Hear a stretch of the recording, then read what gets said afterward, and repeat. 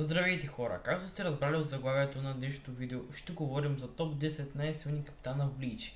Преди да започнем с видеото, искам да отбележа, че няма да има бивши капитани като Урахара, Юруичи или Шинджи. Класацията ще се състои основно от оригиналните Готи 13, като Айзен, Дякуя и Шунсуи. На 10-то място застава Джин. Джин Ичимаро е капитан на 3-та дивизия на Готи 13, докато не предаде Soul Society заедно с Соски Айзен и Канаме Толсен. Негов лейтенант е Изуро Кира. Преди това е служил като лейтенант на 5-та дивизия при Соски Айзен и 3-то място на 5-та дивизия при Шинджи Хирако. В своя Шикай острието на Джин свети в бяло и се разтяга с висока скорост, за да понижи опонентите на Джин от разстояние. Острието също носи огромна сила, когато се разтяга, позволявайки на Джин да изтласка Ичиго. Способностите на Банкай на Гин са почти същите като на неговия Шикай, но неговата сила, режеща сила, дължина и скорост са значително увеличение до точката, в която Джин е способен бързо да разполови цял град с един наклонен удар. На 9-та позиция застава Кумамура. Саджин Кумамура е бивш капитан на 7-ма дивизия. Неговият лейтенант е Тецузаемон Ниба, който след това застава на негово място като капитан. Първоначално в поредицата го виждаме като един от най-слабите капитани, защото много се затруднява в битката с Толсен, но поради големия си ръст Кумамура има невероятна физическа сила. Банкай му представлява огромен гигант, който е висок почти 100 метра. Гигантът копира движенията на Кумамура, който му позволява да нанася огромни щити. Неговата сила е много по-голяма от тази на Кумамура поради неговия размер. Той е достатъчно силен, за да поеме упор Серо на Аранкар без да бъде наранен и може лесно да го задуши с горе ръце. Въпреки огромните си размери, гигантът също е изумително бърз, тъй като незабавно копира всички движения на Кумамура. В своя Дангайджо форма бронята е премахната, разкривайки тяло, съставено от нищо друго освен чисто риацо. Когато Кумамура използва тази техника, неговият Банкай изважда целият гигант както обикновено. Разликата е, че в тази форма гигантът сваля бронята си и има само голяма връв, увита около тялото му няколко пъти. Лицето му е открито като на демонично създание. Тази форма е възможна само чрез изпълнение на хуманизиращата техника на Кумамура. Този Банкай е практически неуязвим за физически наранявания. Човешката трансформация от техниката на хуманизиране не трае вечно. След като победи Бамбиета, Кумамура загуби силите си на Шинигами и се превърна в нормален вълк. На 8-мо място се нарежда Рецу Онохана, или по-известна преди като Ячиро Онохана. Тя е бивш капитан на 4-та дивизия в Готи 13. Тя е една от най-възрастните и опитни капитани и най-добрият лечител на Soul Society. Нейният лейтенант е Исане Котецо. Преди това тя също е служила като първи капитан на 11-та дивизия, където тя е първият човек, който носи името Кенпачи. Онохана по време на Thousand Years Blood War арката се бие също за раки, за да определят кой ще носи името Кенпачи. Когато започват битката, тя го нарича слаб и му показва, че не може да я победи. След битката разбираме, че тя го е убивала многократно и след това го е лекувала, за да може да стане и да се бие отново, докато не я убие. В тази битка тя активира своя Банкай, който може да бъде манипулирано за мощни нападателни и защитни маневри. Прорезите от главния меч на Онохана могат да образуват големи и остри остриета от кръвоподобна субстанция, за да атакуват бързо нейните противници от големи разстояния. На 7-мо място се нарежда Майори. Майори Куроцучи е капитан на 12-та дивизия в Готи 13 и втори президент на изследователския институт Шинигами. Той е най-интелигентният научен и изобретателен ум в Soul Society. Според Шунсуи, ако му бъде даден цял ден за подготовка с достатъчно информация под ръка, Майори може да намери решение на всеки един проблем. Капитанът също е стратег и експерт по проследяването. Майори може ръчно да променя и подобрява собствения си Банкай и неговите способности.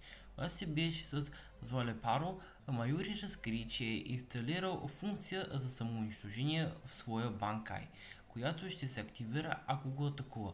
По време на битката си с зомбира Хицугая, той показва изпълнението на сензор, инсталиран в дръжката на неговия Занпакто, който му позволява автоматично да противодейства на всички атаки с меч, насочени към него. Неговият банкай представлява огромно същество с глава на бебе и тяло на стоножка. Съществото издиша отрова, подобна на кръвта на Майори, която е смъртоносна за всеки освен Майори и Немо. Отровата се разпространява в зона от 200 метра около банкая му и е почти невъзможно да се избегне. Отровата на Конджики е много мощна, тъй като тялото на противника започва да се разгражда веднага след използването й. Отровата има противоотрова, която не му пази зад значката си на Лейтарант и която Майори държи при себе си. Майори може да промени и състава на отровата, като гарантира, че никога не може да бъде произведен безупречен антидот. На 6-то място се нарежда Бякуя Кучики. Той е 28-ят глава на клана Кучики, един от 4-те големи благороднически клана в Soul Society. Той е и капитан на 6-та дивизия в Готи 13. Неговият лейтенант е Ренджи Абарай.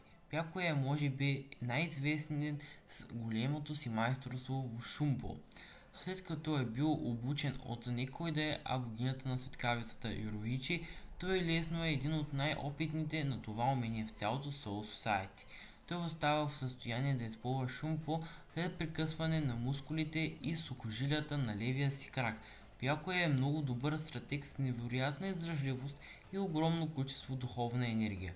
В своя шикай, острието на Сенбонзакъра се разделя на хиляди малки тънки фрагмента от острието, които отлитат от дръжката, оставяйки само дръжката на меча в ръката на Бякуя.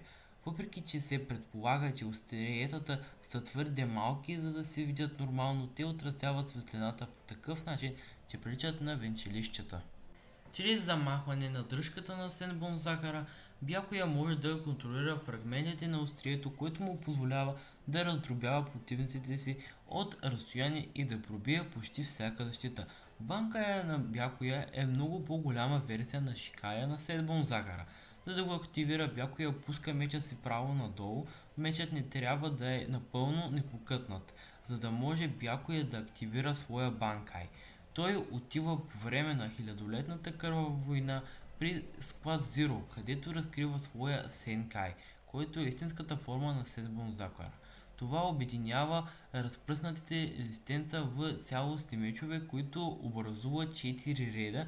Тези редове се носят точно един на друг и кръжат около Бякуя и опонента му в непрекъснато движи се ред, подобен на колона. Той изоставя защитата в полза на концентрирано нападение. Макар и визуално заплашителна, тази форма не е предназначена за нападение от всички страни. По-скоро концентрира банкай в по-малко острие, като по този начин увеличава силата му. На 5-то място застава Тоширо. Тоширо Хицугая е капитан на 10-та дивизия в Готи 13. Негов лейтенант е Рангуки Мацумото. Преди това той е служил като трето седалище на 10-та дивизия при Шин Шиба. Може би най-удивителната черта на Хицугая е неговият интелект и естествен талант. Това е най-надареното дете, което Soul Society е имало след Джин Ичимаро. Влиза в Шинигами академията от първия си опит, въпреки младата си възраст, завършва академията за една година с най-високите писмени резултати и се присъединява в Готи 13. Малко по-късно става най-младият Шинигами, който някога е достигал ранг капитан. Тоширо, освен че отключва банкай като малък, той се добива из Холиофит банкая, който променя визията му и става по-силен. След последната битка срещу Айден, Хицугая обучи и укрепи значително своя банкай, завършвайки развитието му след 18 месеца усилена работа. Някъде по-късно по време на битката си срещу Джерард, Хицугая казва, че неговото зампакто достига завършеност, когато пада последното листенце от неговите ледени цветя. Той твърди, че силата му не е била достатъчно зряла, за да използва своя банкай в най-голяма степен, но той успява да се състари до възрастно тяло, когато то достигне завършеност, за да постигне пълния си потенциал. Подобно на неговият първоначален непълен банкай, завършеният банкай на Тоширо му позволява да получи огромен, почти психоходен контрол над леда и студа, който му позволява да замразява масивни обекти наведнъж. Въпреки това, в тази форма ледът на Тоширо придобива нова способност. Вместо просто да замразява физически обекти, Тоширо вече може да замразява концепции и сили, т.е. всичко, което замрази следа си, ще загуби всичките си сили. На четвърто място застава Шунсуи Кюрако. Той е капитан на първа дивизия и капитан-командир на Готи 13. Негови лейтенанти са неговата племеница на Нао Исе и Генширо Окикиба. Също той е бивш капитан на 8 дивизия. Шунсуи е шумпо майстор, кидо експерт, голям стратег, има огромна духовна енергия и невероятна издръжливост. Специалната способност на Шикаемо е да прави детските игри истински. Занпактото определя правилата и всеки, който пристъпи в границата на неговия духовен натиск, е принуден да играе по тези правила, включително самия Шунсуи. Според Шунсуи печелиш, живееш, губиш, умираш. А неговия банкай се формира докато държи своята шикай пред него с острията насочени надолу, карайки черни подобни на корени бипела да се разпръсват от него. Шунсуи смята това за последното средство и ще го използва само ако съюзниците му са достатъчно далеч от него, за да не бъдат хванати от ефектите му. При освобождаване аура покрива голяма област около Шунсуи. Тази аура променя възприемането на другите за заобикалящата среда, карайки ги да я възприемат като тъмна, мрачна и кара другите да изпитват различни нива на меланхолия и отчаяние. Ако искате по-подробно обяснено, може да видите клипа за банкая на Шунсуи в канала ми. На трето място застава никой да е дядката Сигма Ямамото. Ямамото Генриуса е бивш капитан на първа дивизия в Готи 13, а също и бивш капитан-командир на целия Готи 13. Неговият лейтенант е Чожиро Сасакибе. След като е хвърлен в ада, той получава прякор основател на готиите. Въпреки своя външен вид, Ямамото е един от най-силните герои, които сме виждали в цялата поредица. Той е стратег, шинпо и кидо майстор, има неизмерима духовна енергия и може изключително добре да я контролира. Освобождаването на неговия Занпакто е придружено от изключително силно освобождаване на Риато, засягащи всичко в района и може да се усети на мили от него. При активиране на Банкай, всички свои пламъци незабавно се абсорбират в острието. Занка Нотачи включва пълната си сила на пламъците на Ямамото в острието. Пламъците в острието изгарят всичко, което докосне. Занка Нотачи има страничния ефект на генериране на гореща вълна, която изчерпва влагата в цялата област, причинявайки съхване на въздуха и водата. Дори банкая на Тоширо Хорин Маро не може да се използва, тъй като ледът му се топи поради интензивната топлинта на Занка Нотачи. Банкая му има 4 подбанкая. Първия се активира автоматично при освобождаване. Тази способност концентрира интензивните пламъци на меча си покрай върха на острието. Нито гори, нито изригва, но всичко, до което се докосне, ще изкоренява до нищото. Втората способност е невидима за очите, освен ако Ямамото не пожелае да се види. Тя обръща тялото му в топлина, която достига температура над 15 милиона градуса по Целзий. Следователно става невъзможно дори да го докоснете, докато използва своя банкай. Третата способност призовава трупове и пепелта на мъртвите, които са били убити от неговите пламъци, да излязат и да се бият от името на Ямамото. Четвъртата е насечен удар от концентриран огън и топлина. На второ място застава мъжът Гигача Зараки Кенпачи. Той е настоящ капитан на 11-та дивизия в Готи 13. Той е единственият Кенпачи, който заема пост. Първият му лейтенант е Ячиро Касаджиши, а настоящият му лейтенант е Икако Мадараме. Както името му подсказва, той е един от най-силните в Soul Society. Кенпачи се бие и побеждава Ногана, като също е обявен за един от 5 специални заплахи. Зараки има неизмерима духовна енергия, огромна сила, невероятна скорост и издръжливост. Преди Зараки да разбере името си на Занпактото, Soul Society вярваше, че преобладаващото реакция на Зараки принуждава Нозараши в постоянно освобождавано състояние поради по-сложния му дизайн. При освобождаване Нозараши приема формата на страховит хибрид на брадва с дълга увита в плат дръжка. В освободеното си състояние Нозараши притежава огромна допълнителна мощ за атака, като лесно унищожава огромен метеорит с една атака и разрязва пространството с лекота в битката с Греми. Когато Зараки научава, че има нещо подобно като банкай, той веднага го активира. При активиране банкая на Зараки освобождава огромна вълна от енергия, достатъчно мощна, за да изравни близките сгради.